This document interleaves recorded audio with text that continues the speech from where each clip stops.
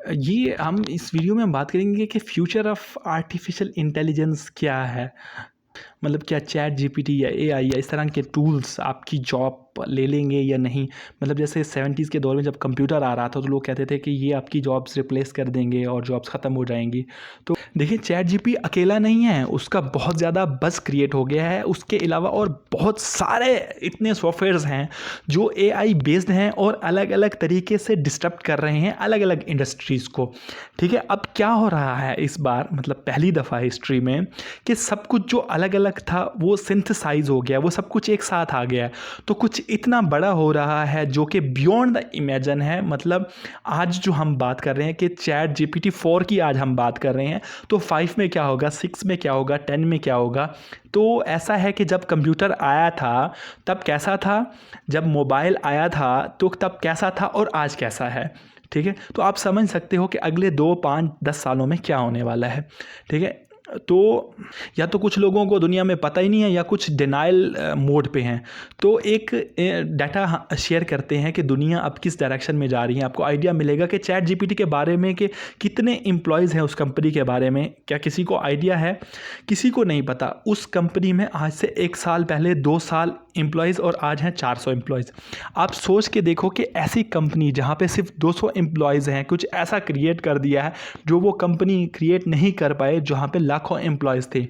तो इसका मतलब एम्प्लॉयज़ की ज़रूरत कहाँ है कुछ बड़ा करने के लिए। इस बार और पिछली दफ़ा यानी 1970s में फ़र्क ये है कि जब भी कोई टेक्नोलॉजिकल डेवलपमेंट हुआ है, चाहे वो मशीनरी हो, चाहे वो न्यूक्लियर वेपन्स हो, उस सब में लोगों ने काम किया है। ठीक है, फिर वो आगे जाके डेवलप हुई है टेक्नोलॉजी। ठीक है, इस बार फ़र्क ये है कि एआई जो हमने जो उसको डेवलप किया, एआई अब एआई को डेवलप करेगी। ये बात समझना बहुत ज़रूरी है। आर्टिफिशियल इंटेलिजेंस है वो इतनी इंटेलिजेंट होती जा रही है कि वो सीख पा रही है, समझ पा रही है और रोज़ नई नई कैपेबिलिटीज़ एमर्ज हो रही हैं। ये एक्सपोनेंशियल ग्रोथ है, मच फास्टर देन, मतलब जहाँ तक आप सोच नहीं सकते उतनी तेज़ी से ये ग्रो हो रही है। मशीन काम कर रही है, इसको मशीन लर्निंग बोलते हैं।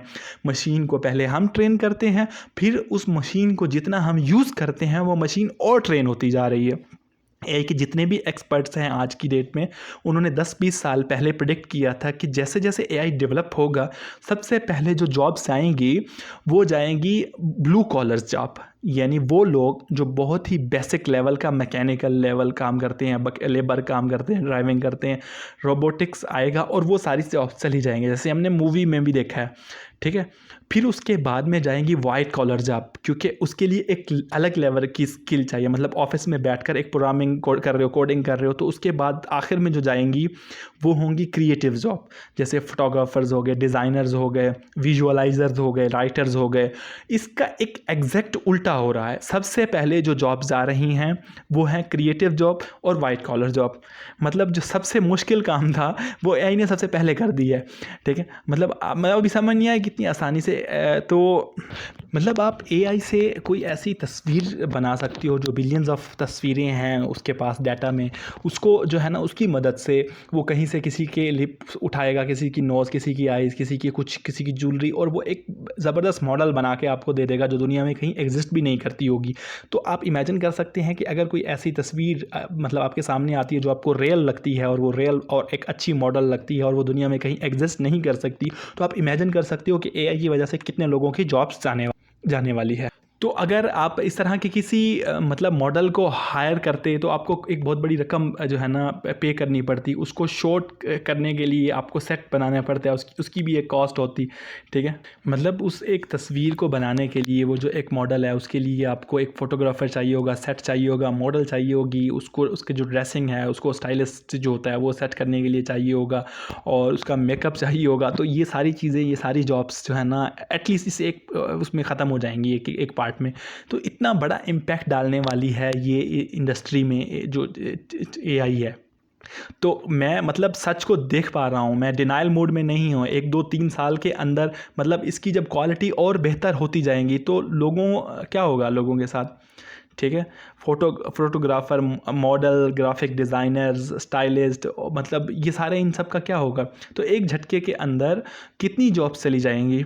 ठीक है, और ये सिर्फ एक एग्जांपल है, और इसी एक एग्जांपल को जब आप कोडिंग और प्रोग्रामिंग के एंगल से समझोगे तो आपके पैरों से ज़मीन निकल जाएगी कि मतलब कितने प्रोग्रामर्स लगे चैट जीपीटी को इतना बड़ा कुछ बनाने में। 200, ठीक है, उसने ये सब कुछ हिला के रख दिया। तो इस तरह 100 कंपनीज कुछ अलग अलग फील्ड में काम करेगी तो अगले 2-3 साल में सोचें क्या होगा। ठीक है, चैट जीपीटी को सिर्फ 200 बंदों ने बनाया, अब उन 200 बंदों की भी एक्चुअल में ज़रूरत नहीं है।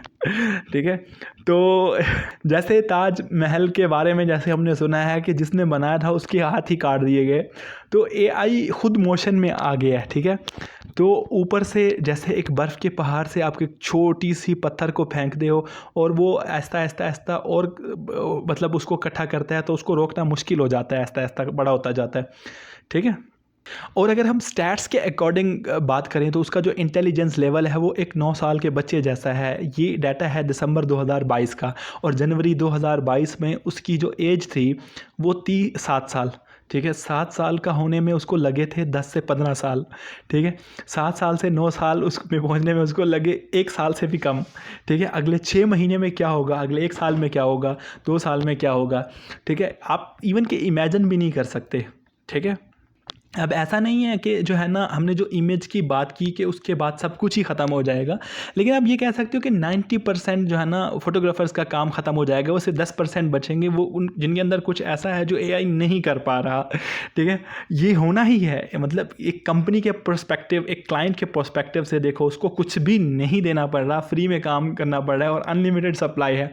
ठीक है, तो क्लाइंट किसको चूज़ करेगा? क्लाइंट बेवकूफ़ थोड़ी है कि 8-10 हज़ार या जो भी एक्स अमाउंट है वो किसी को वो देगा, वो फ्री में एक्सेस करेगा। इस सच को देख पाने के लिए आपको एक ऐसी नज़र देनी चाहिए जो फेयरलेस और अनबैलेंस हो। ये नहीं कि डर करके डिनाइल मोड में आप चले जाएं। तो मतलब फिर उसके बाद आएगा तीसरा मोड, जो मतलब इग्नोरेंस, फिर आता है डिनाइल, फिर आता है पैनिक मोड। ठीक है, अब क्या करें?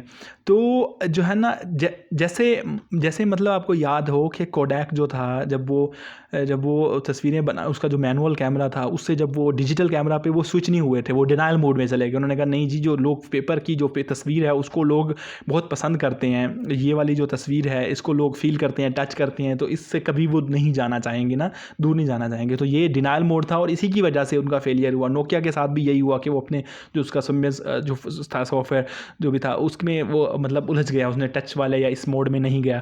तो ये इग्नोरेंस का मोड। अब तीसरा है, मतलब अब आपको कुछ ऐसा करना पड़ेगा कि जो कुछ इतना यूनिक हो जो एआई ना कुछ कर पाए, या फिर आपकी जो स्किल है उसको चेंज करने के लिए आपको रेडी रहना होगा।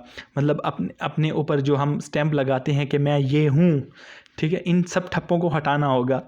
ठीक है, मतलब आपने 2 साल तैयारी करी, एक कॉलेज में 4 साल वहाँ पे पढ़ाई की, 2 साल तैयारी की, 10 साल कहीं पे नौकरी की, तो आपने अपने माइंड में बिठा लिया है कि मैं ये हूँ। तो अब आप बहुत बुरे तरीके से फंसने वाले हैं, क्योंकि कुछ टाइम बाद वो जॉब ही नहीं रहेगी। ठीक है, तो आपको कैसा बनना होगा? अपने ऊपर कोई स्टैंप नहीं लगानी। ठीक है, हर वक्त अपने आइडियाज़, नए आइडियाज़ के लिए ओपन रहें, अपने आप को बदलने के लिए बस तैयार रहो। देखिए, एआई ब्रेन के अंदर इतनी इन्फॉर्मेशन है। अगर एआई की एवोल्यूशन को आप मतलब देखो तो पहली जो स्टेज थी एआई की वो एक क्यूरेशन की थी, आज है जनरेशन की। क्यूरेशन मतलब जितनी भी सोशल मीडिया का जो है वो सारे कंटेंट को क्रिएट करती है एआई के थ्रू। ठीक है, यानी ये देखती है कि आपको क्या पसंद आ रहा है, क्या नहीं आ रहा, कितनी देर तक क्या देख रहे हो, क्या नहीं देख रहे, क्या लाइक कर रहे हो, क्या डिसलाइक कर रहे हो, आपकी एक पर्टिकुलर एज ग्रुप में, आपके पर्टिकुलर एरिया में क्या कर रहे हैं, उसके अकॉर्डिंग आपको कंटेंट दिखाया जाता है और आप उसके एडिक्ट हो जाते हो। ठीक है, अभी भी आपको नहीं समझ आया कि हम यहाँ पे सोशल डिलेमा करके एक मूवी आप उसको देख सकते हैं, बेसिकली एक डॉक्यूमेंट्री है, उसको जो है ना आप देख सकते हैं। ठीक है, एआई की अभी एक कैपेबिलिटी को देखा है, दूसरी को तो आपने देखा ही नहीं है। ठीक है, उसका प्रीव्यू है, ये जो हमने तस्वीर की जो बात की, एक ट्रेलर है। ठीक है, एक्चुअल पिक्चर तो हमने देखी नहीं, वो आनी है अभी। ठीक है, हमने अभी तक सिर्फ क्यूरेशन देखी, यानी यूट्यूब पे शॉर्ट्स हैं, इंस्टाग्राम पे रील्स हैं, फेसबुक पे कंटेंट है, तो आपको वही कंटेंट दिखाया जा रहा है जिसके बाद में आप उसको बंद नहीं कर पाओगे चाह के भी। ठीक है, आपको एडिक्ट बना दिया गया है, आपके ब्रेन को हैक कर दिया गया है कंटेंट को क्रिएट करके थ्रू एआई। ठीक है, अब एआई का एक दूसरा फेज शुरू होगा, वो है क्रिएशन। ठीक है, जनरेशन। तो एआई कंटेंट क्रिएट नहीं करता, क्रिएटर्स करते हैं। ठीक है। लेकिन ये जो कंपनीज़ हैं वो क्यूरेट करती हैं। क्यूरेट मतलब कि कितना सारा कंटेंट उसमें क्या दिखाना है क्या नहीं दिखाना, मतलब 100 करोड़ वीडियोज़ हैं, उनमें से कौन सी दिखानी है कौन सी नहीं दिखानी है, कौन सी ऐड दिखानी है, ये क्यूरेशन है। अब आएगा क्रिएशन। ठीक है। आप मतलब आपको क्या चाहिए, मतलब आप एक कमांड दोगे, आप एक प्रॉम्प्ट दोगे और ये सब कुछ क्रिएट हो जाएगा, जो कि नो एग्जिस्ट भी नहीं करतेगा। मतलब कुछ भी है, आप एक कोई प्रॉब्लम दोगे सॉल्व कर देगा। ऐसी प्रॉब्लम जो बड़े बड़े रिसर्चर सॉल्व नहीं कर पा रहे, बड़े बड़े साइंटिस्ट नहीं सॉल्व कर पा रहे, ऐसे ऐसे सोल्यूशन निकल के आएंगे कि मतलब साइंटिस्ट भी देख के हिल कर रह जाएंगे। ठीक है। और एक बटन के क्लिक के ऊपर, ये नहीं कि 20 साल रिसर्च की कि उसके बाद कुछ निकल के आया, नहीं, 1 सेकंड के अंदर। ठीक है। तो इसका कोई सल्यूशन नहीं है, कोई कंक्लूजन नहीं है और पता भी नहीं है क्या होगा। ठीक है। आपको अगर कोई कुछ कह रहा है कि क्या होने वाला है, वो बहुत बड़ा बेवकूफ़ है, किसी को नहीं पता क्या होने वाला है। ठीक है। We are seen something never seen ever. ठीक है। हिस्ट्री के अंदर पूरी ह्यूमैनिटी में कुछ ऐसा हो रहा है जो इससे पहले कभी हुआ ही नहीं था। तो हमारे पास कोई रेफरेंस पॉइंट भी नहीं है कि जिसके बेस पॉइंट पे हम बात कर सकें। देखिए ध्यान से समझिए कि जो ऑपरेट कर रहा है ये एक क्लाउड कंप्यूटिंग के बेस पे कर रहा है और उसकी जो पावर्स है वो इन्फिनिट है। ठीक। और उस क्रिएशंस की जो पॉसिबिलिटी है वो भी अनलिमिटेड है, डिस्ट्रक्शन की जो पॉसिबिलिटीज़ हैं वो भी अनलिमिटेड है। ऐसी कोई चीज़ जो आज से पहले आपने कभी देखी सुनी, तो ऐसी एक पावर को इन एक्शन देखने का मतलब क्या हुआ, वो हमारी सोच से बालातर है। ठीक है। तो इस बात को आपको समझ लेना चाहिए। तो इसका कोई कंक्लूजन नहीं होगा, या तो आप एक कंक्लूजन ड्रा करोगे कि ये सब बातों में कुछ नहीं पड़ा, जब होगा देखा जाएगा। ठीक है। क्या फ़र्क पड़ता है। ठीक है। ये अप्रोच होगी मेजॉरिटी लोगों की। लेकिन कुछ होंगे जो कहेंगे कि एक ऐसी प्रॉब्लम है हम सब के साथ में जिसके बारे में हमें कुछ भी नहीं पता कि उससे डील कैसे करना है। हमारे पास कोई क्लू नहीं है, कोई ऐसी पावर है जो हमसे बहुत ज़्यादा पावरफुल है और वो पावर जो है ना कुछ बिजनेसेस के हाथ में है। तो बाकी की जो पूरी ह्यूमैनिटी है उसका क्या होगा, ये एक बहुत बड़ा क्वेश्चन मार्क है। मतलब इसका हमारे पास कोई जवाब नहीं है अभी तक। तो हम मतलब ये कोई जवाब नहीं है, ये सिर्फ प्रॉब्लम है जिसकी हम बात कर रहे हैं, हम सिर्फ अवेयर कर रहे हैं एक दूसरे को। लेकिन हम ये कह सकते हैं कि इसमें वही लोग सर्वाइव करेंगे, वही लोग बचेंगे जो बहुत तेज़ी से अपने आप को बदल सकेंगे, चेंज कर सकेंगे, जो हर तरह की प्रॉब्लम का सामना करने के लिए तैयार बैठे होंगे। ठीक है। तो मतलब अपने ब्रेन को डेवलप करना एक पर्टिकुलर लेवल पे, जैसे मिसाल के तौर पे आप कोई गेम खेल रहे हो, कोई चेस खेल रहे हो, तो एकदम तो ऐसा नहीं है कि आप रातों रात चेस इस लेवल पे खेलने लग जाओ तो कि आप कंप्यूटर से कम्पीट करने लग जाओ। उसके लिए आपको कई साल तक प्रैक्टिस करनी पड़ेगी।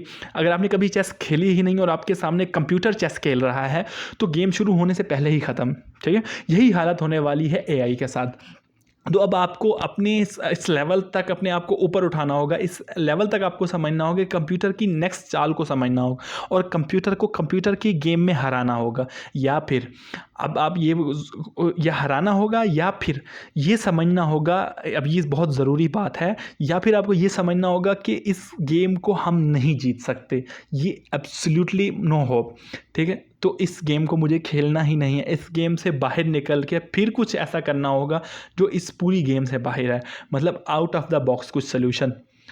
तो ये है जी।